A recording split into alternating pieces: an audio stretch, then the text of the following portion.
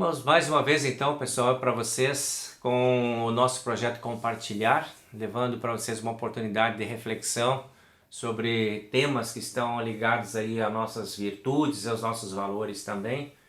E hoje eu quero conversar sobre o conceito da verdade com vocês e trazer para vocês a oportunidade de refletirmos um pouquinho sobre esse tema. É tão importante, né? Tão importante aí nas nossas relações, que nos dá segurança, que nos dá tranquilidade. Talvez uma das coisas mais difíceis que tenha, mais medonhas que tenha para a gente lidar é a mentira, né? O quanto que isso nos atrapalha, o quanto que isso interfere aí nas nossas relações, na credibilidade que nós damos às pessoas, às instituições, enfim, a tudo que a gente tem aí pela frente, né, da nossa vivência. Então vamos falar um pouquinho sobre verdade, tá bem? Então seguimos aí com a nossa ideia. Nós temos um versículo bíblico que é o versículo de partida para a nossa reflexão, que é o versículo que diz assim: e a verdade vos libertará. Esse versículo é um conceito bem importante dentro de todos os conceitos bíblicos, né? Em que verdade está associado à liberdade. E talvez esse seja, né, um dos maiores desejos de toda a humanidade. Desde lá o início de Adão e Eva no jardim, o que eles queriam era mais liberdade, eles queriam poder e liberdade lá no jardim, né? E Deus já tinha dado a liberdade para eles. E eles usaram mal a sua liberdade. Abusaram da sua liberdade e acabaram perdendo, porque foram atrás da mentira. Então o diabo é o pai da mentira, e o diabo estava lá falando com eles, anunciando para eles uma liberdade, anunciando para eles um poder que não existia e que não haveria, não chegaria, não alcançariam. E eles acreditaram, e eles foram atrás da mentira e perderam a sua liberdade, que é o presente mais importante que Deus deixou e com o qual Deus dotou a humanidade, né? A questão da liberdade. Então vamos ver assim alguma coisa, vamos pegar alguns conceitos mais históricos, tradicionais. Vamos olhar para a cultura bíblica antiga, lá do Antigo Testamento, a cultura dos judeus, né? Os judeus, eles tinham um princípio dentro da Torá, que é a lei deles lá, né? Aquela lei que Moisés entregou para eles. Eles chamavam de Torá, que é o conjunto e as explicações dessa lei. No judaísmo eles diziam que a Torá, ou a verdade, ela devia ser inculcada aos filhos, né? Essa palavra é uma tradução para o nosso português, inculcar, e significa gravar ou imprimir algo no espírito da pessoa e repetir seguidamente para a pessoa alguma coisa.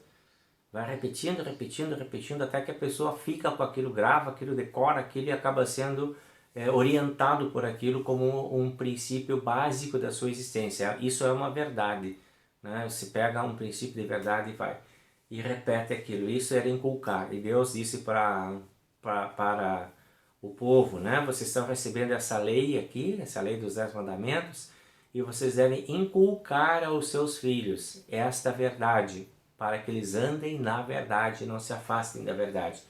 Esse é o primeiro princípio que a gente tem, o princípio bíblico, né? No Antigo Testamento, né, a ideia da verdade, se diz que a verdade é a relação entre o conhecedor e o conhecido, né? O conhecedor são as pessoas, o conhecido é Deus. Então essa relação. No judaísmo, essa relação parte do conhecido e visa o conhecedor. Ou, em outras palavras, o conhecido, que é a realidade, aquilo que as pessoas têm, se revela, né? É Deus que se revela para as pessoas. A verdade judaica, a palavra para a verdade é emet, que eu coloquei ali, é a revelação da realidade, uma revelação que o ser humano recebe, inicialmente de maneira passiva. Então nós ganhamos a verdade, a gente recebe. Nós não produzimos a verdade existe por si. A verdade não precisa ser criada, a verdade já existe, a verdade é aquilo que é. Aquilo que foi inventado pode ser verdadeiro ou mentiroso, mas aquilo que já tem por essência, isto é considerado dentro da cultura judaica, dos princípios bíblicos, aquilo que foi revelado, né? Já existia e foi apenas revelado. É isso que Deus faz com a Bíblia. A palavra de Deus ela já existe. Ela foi revelada para nós, ela foi entregue para nós. Ela foi mostrada para nós, mas ela já existia. É a verdade absoluta. A vontade de Deus é a verdade absoluta que é revelada a cada um de nós na palavra de Deus. Esse é o princípio, então, do Antigo Testamento.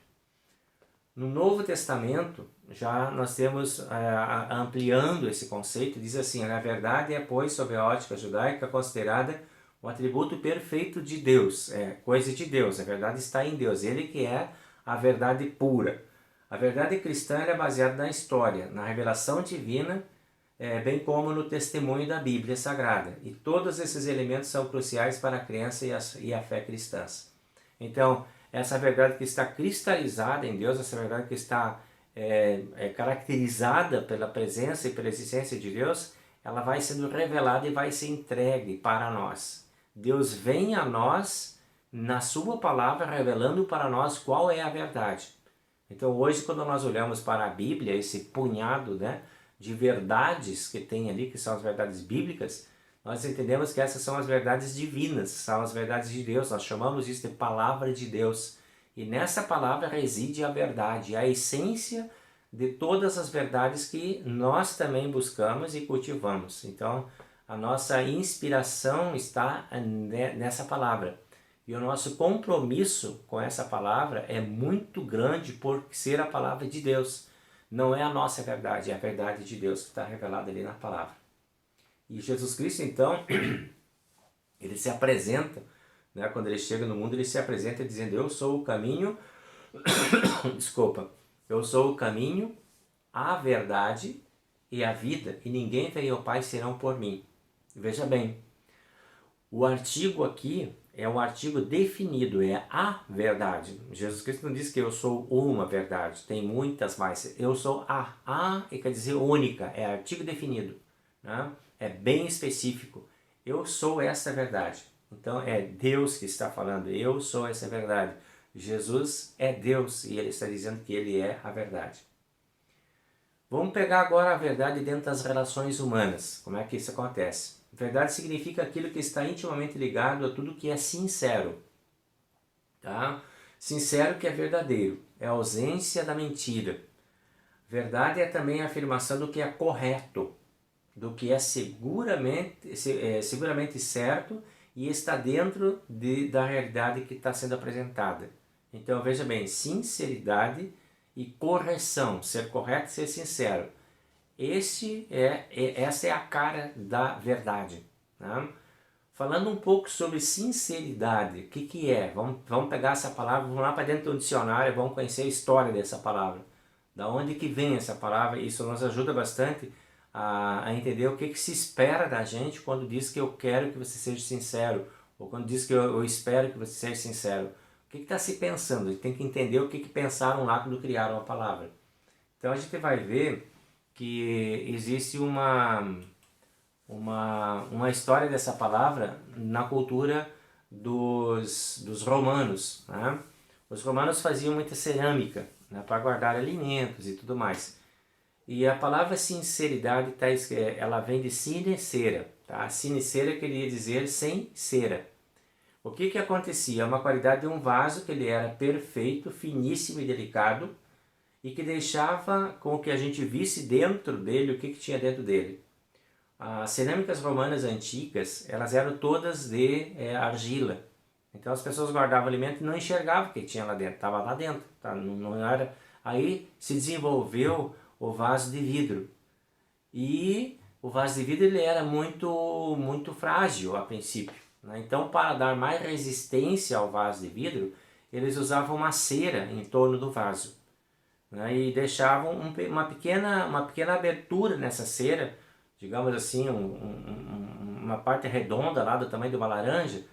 Ali não passava a cera para ver o que tinha dentro. Isso era muito legal, porque se antes não enxergava, agora, né, tem essa possibilidade de enxergar, sabe o que está dentro do vaso. Não precisa meter a mão lá ou tirar o vaso do lugar para ver o que tem. Então aquele buraquinho que estava ali, que não tinha cera, era chamado sine cera. Era o lugar sem cera. É que dava para enxergar dentro, dava para saber o que estava lá dentro. Daí vem a palavra sinceridade. Quando eu olho para você, eu sei o que tem dentro de você, porque você não me esconde. Você não é falso, você não põe alguma coisa para esconder o que verdadeiramente você é. Eu vejo e está no teu olho. O teu olho te trai, ele te enxerga, ele te apresenta. Mas às vezes as pessoas maquiam, né? As pessoas colocam algo na frente para maquiar um pouco essa questão da verdade e aí a sinceridade desaparece, né? Tapa, né? Não deixa ver quem eu verdadeiramente sou. Então eu tenho atitudes que são de falsidade, falta a verdade, né? E aí a questão fica difícil. Quando a verdade ela desaparece, por exemplo, nos relacionamentos, aí nós temos problemas sérios, né? Que nós temos a ideia dos relacionamentos. Como é que está aparecendo dentro dos teus relacionamentos a questão da verdade? Nos relacionamentos teus de casa, de família, de casamento, de pai, de filho, né? Como está aparecendo no teu relacionamento profissional, no teu trabalho? Como é que aparece lá na tua igreja, o teu relacionamento, a verdade dentro desses relacionamentos? Você tem conseguido desenvolver um papel à luz da verdade sempre, da sinceridade? Então veja aqui, ó, que interessante esse pensamento que diz aqui, ó. Os relacionamentos nunca morrem de morte natural. Eles são assassinados por mentira, engano, desrespeito, egoísmo, ciúmes, inseguranças ou mau caráter. É assim que os relacionamentos se terminam, quando falta a verdade. Nada morre por conta. Que diz, é bem dura até a palavra, né? Eles são assassinados pela mentira. A mentira é a primeira que contribui para que os relacionamentos se terminem, se deteriorem, se acabem. Faltou a verdade no relacionamento, já temos um caminho de morte estabelecido. Então é importante a gente ter isso claro, a gente manter isso claro também para a vida da gente e para os relacionamentos da gente. Falamos um pouco sobre a verdade na política, né? Aí a gente pensa, nossa, então não temos lá muitas coisas para falar, né? Bom, vamos pensar um pouco sobre isso. Vamos ver o que é o significado política, tá? Da palavra política. Que às vezes a gente tem a ideia da política só como aqueles caras que estão lá nas assembleias, nos congressos, né? No Senado e, enfim, assumindo postos, né? Nas câmaras de vereadores. Esses são os políticos, né? Então, vamos ver um pouquinho sobre isso. A gente vai ver que os gregos foram os que trouxeram a palavra política. Eles é que criaram essa palavra. De novo, vamos à origem da palavra. É bem importante sempre saber de onde surgiu, né?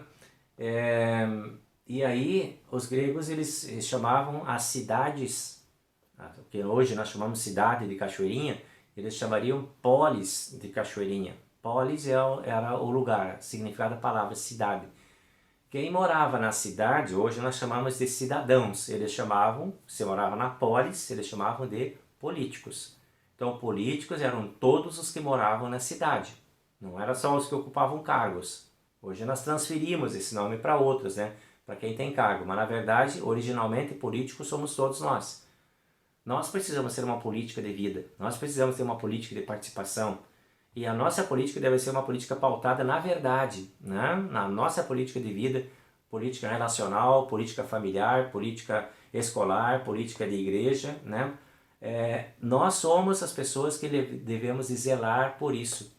Então, quando a gente fala em verdade na política, eu estou convidando vocês a pensar, na verdade, em todas as ações que nós temos dentro da cidade onde nós vivemos, dos lugares onde nós vivemos. Nós somos os políticos. Nós que devemos ter o apego à verdade e falar sobre a verdade e trazer a verdade como algo importante nas nossas relações. Também nós podemos falar sobre verdade na religião, né? E aí a gente entra num campo bem delicado sobre o que é verdade, qual que é a religião verdadeira. Hoje nós temos no mundo uma sequência de religiões, uma enormidade de religiões, e todos dizem que são verdadeiras, né? E aí, que critério nós vamos usar para saber qual que é realmente a verdadeira, qual que é a mais certa de todas as religiões? Aí nós temos um exercício bastante importante para a gente pensar. Primeiro nós temos que ter a ideia, né, de que a verdadeira religião ela é uma escolha pessoal, né? Eu escolhi para mim como a religião verdadeira a religião cristã. Eu escolhi para mim, essa foi a minha escolha, a minha decisão. Quando eu nasci, eu fui batizado dentro de uma igreja assim, e quando eu tive minha idade, que eu já tinha mais ou menos idade de discernir as coisas, eu fui confirmado e eu confirmei a minha fé. Não me confirmaram, eu confirmei a minha fé. Eu fui lá e eu disse que eu queria ficar naquela igreja, porque aquela igreja era verdadeira e eu reconhecia aquela igreja como verdadeira. Então é a minha escolha. Eu tenho para mim que a minha religião, que é a religião cristã, é a verdadeira. E eu encontro essa religião dentro da igreja luterana. Por isso que eu sou luterano.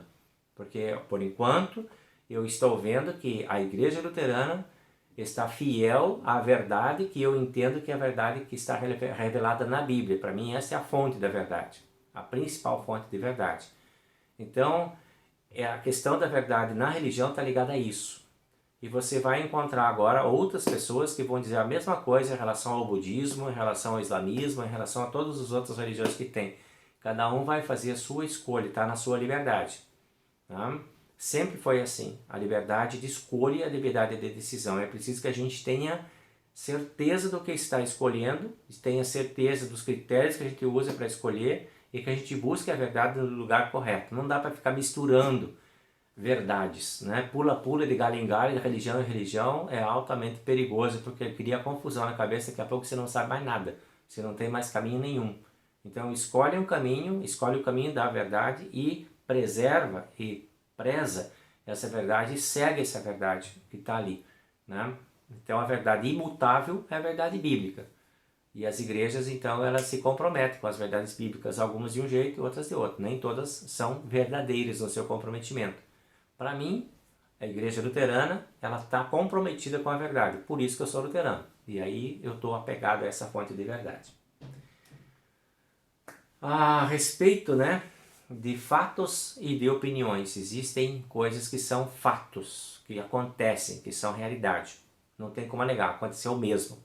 E tem aquelas coisas que são opiniões. Ah, eu penso isso sobre aquilo. Uma opinião, cada um pode ter a sua, né? Mas fato é fato. O que é fato o que é um fato que é uma verdade, isso é um critério que a gente tem que usar. Cada um tem direito de emitir a sua opinião, de pensar como quer, mas não podemos mudar os fatos. E esse é um dos grandes problemas que nós estamos encontrando hoje na nossa realidade brasileira e mundial. Mas vamos falar do Brasil, não vamos falar do resto do mundo. Nossa realidade brasileira é altamente comprometida com as fake news, né, que são as falsas notícias. E aí a gente precisa ter um critério muito severo nisso aí. Não dá para ficar repetindo o que a gente escuta de primeira mão. Existem fontes, existem formas, existem jeitos de a gente conferir se aquilo é verdadeiro ou não.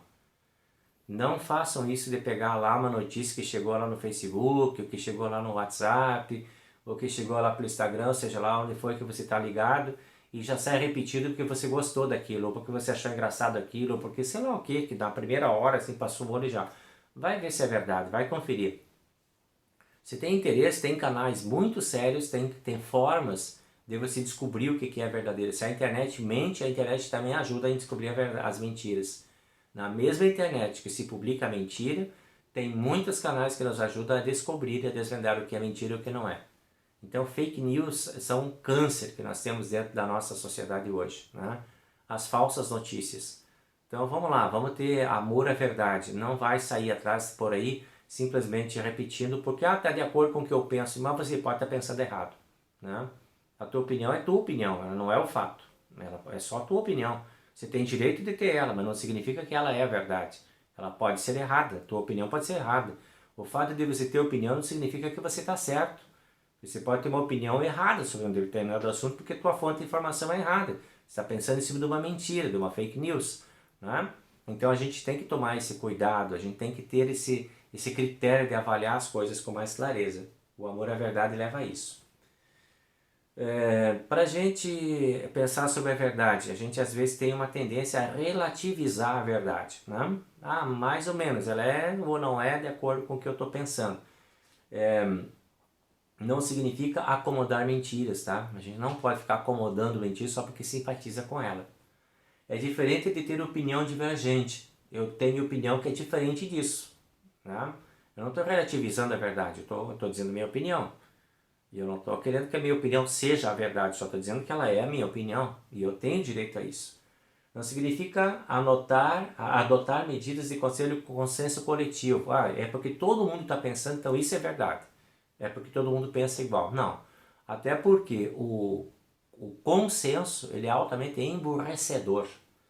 O bom senso é que é o sinal do desenvolvimento humano, mas não o consenso. Né? O bom senso é o que leva você a pensar por você. O que é real, o que você tem comprovado. E o consenso é aquela massa que vai, todo mundo está indo, eu também vou. Isso é o consenso, isso emburrece as pessoas. Não se pode ignorar princípios éticos e morais. Quando se está discutindo um assunto, você tem que ter claro isso. O que é um princípio ético, o que é um princípio moral. E essa verdade que você está avaliando, ela deve de ser filtrada por esses princípios. Né? Não significa simplesmente justificar ou explicar os fatos. Ah, tá bem explicadinho, então tá, então me convenceu. Porque você pode explicar bem explicadinho também uma mentira, né? E pode convencer também. Os maiores mentirosos, eles têm grandes seguidores, né? Porque eles explicam muito suas mentiras e convencem pelas mentiras. E é difícil de encontrar o furo da verdade. Né? Então não é porque está bem explicadinho que é verdadeiro. Não significa anular as verdades divergentes, porque pode ter outras verdades sobre o mesmo fato. Né? Então a gente também tem que ter essa compreensão de que podemos ter mais de uma verdade sobre o mesmo fato. Não significa que só tem que ter uma, só a minha ou só a tua. Pode existir muitas verdades sobre o mesmo fato e é preciso fazer com que essas verdades dialoguem entre si, conversem entre si. Né? Eu conheço as verdades e eu promovo o diálogo das verdades, eu comparo as verdades para saber qual que é a que eu vou adotar. Né? Então, o que a gente precisa para isso é o que a gente chama de parâmetros. Né? Parâmetros seguros para avaliar as diferentes verdades. Existem diferentes verdades e a gente tem elas todas. Possibilidade de acessar hoje em dia a todas praticamente as verdades. Hoje a internet nos ajuda nesse sentido. Né? Você pode comparar essa com aquela e ter todas as 10 verdades que estão sendo anunciadas. Todo mundo está dizendo que é verdade e agora você faz uma avaliação e chega a um entendimento, né? E isso é o bom senso, ao entendimento do que você vai fazer, o que você é capaz de assumir como tua verdade, de tudo isso que você está vendo e recebendo aí. E uma coisa que é para nós fundamental é termos uma fonte segura de verdade. Para mim, a melhor fonte que tem de verdade é a Bíblia. Na Bíblia eu encontro a resposta para todas as questões que me aparecem. Tudo está lá dentro, de uma forma ou de outra, às vezes bem clara e às vezes meio assim a gente precisa estudar um pouco mais, juntar mais 2, 3, 4, 5 textos, não está tão na cara o negócio, não precisa fazer um estudo teológico. Às vezes eu preciso estudar até um pouco de grego, até um pouco de hebraico para ir lá na língua original, o que realmente está escrito lá, porque a tradução às vezes não é muito boa, mas eu encontro resposta. A Bíblia tem resposta para todas as questões que Deus previu que isso tivesse contemplado na Bíblia. Então a Bíblia é uma fonte bacana de verdade, é uma fonte segura de verdade, e você pode trazer a Bíblia como uma referência bem importante na busca da tua própria verdade. E aqui a gente vai encerrando esse momento então sobre a questão da verdade, para que você possa avaliar a tua vida, o teu caminho à luz da verdade. Né? Tenha sempre amor à verdade, e a verdade te libertará, certo? Que o Senhor nos abençoe e nos guarde, que o Senhor faça resplandecer o seu rosto sobre nós e que tenha misericórdia de nós, que o Senhor sobre nós levante o seu rosto e nos dê a paz. Um bom tempo de verdade para você. Forte abraço. Tchau, tchau.